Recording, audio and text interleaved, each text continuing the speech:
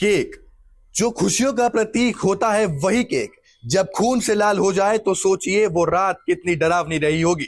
उत्तर प्रदेश के बुलंदशहर के खुर्जा में एक जन्मदिन की पार्टी देखते ही देखते मौत की महफिल में बदल गई, जहां दोस्त दुश्मन बन बैठे और हंसी मजाक गोलियों की आवाज में बदल गया।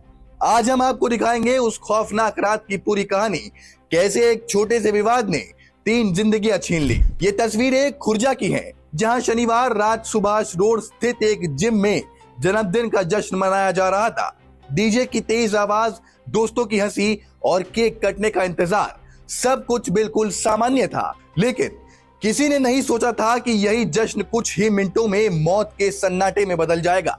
बताया जा रहा है कि जिम संचालक जीतू का जन्मदिन था। करीबी दोस्त और रिश्तेदार सब इस पार्टी में शामिल थे। केक काटा गया, सबने तालियां बजाई और फिर शुरू हुआ मस्ती और मजाक का दौर। इसी दौरान मनीष, आकाश और अमरदीप, जो जीतू के करीबी दोस्त थे, उन्होंने मजाक में जीतू के चेहरे पर केक लगा दिया। अब तक सब कुछ सामान्य था, लेकिन यहीं से कहानी ने खतरनाक मोड़ ले लिया।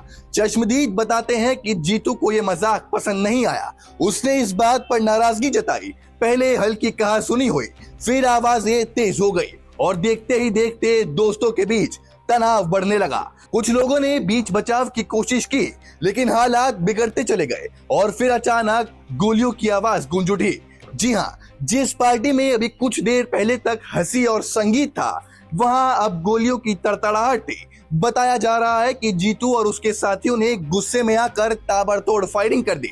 इस फायरिंग में मनीष, आकाश और अमरदीप तीनों को गोलियां लगी और मौके पर ही तीनों ने दम तोड़ दिया। दर्शकों, सोचिए, जो दोस्त कुछ देर पहले तक साथ में हंस रहे थे, एक ही केक काट रहे थे, वही दोस्त कुछ ही मिनटों बाद लाश बन चुके थे। और सबसे दर्दनाक बात, बताया जा रहा है कि तीनों मृतक एक ही परिवार के थे, यानी एक ही घर से 3-3 अर्तियां उठेंगी।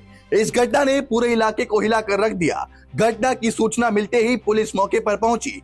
एसपी देहात अंतरिक्ष जैन भारी पुलिस बल के साथ घटनास्थल पर पहुंचे और पूरे इलाके को घेर लिया गया।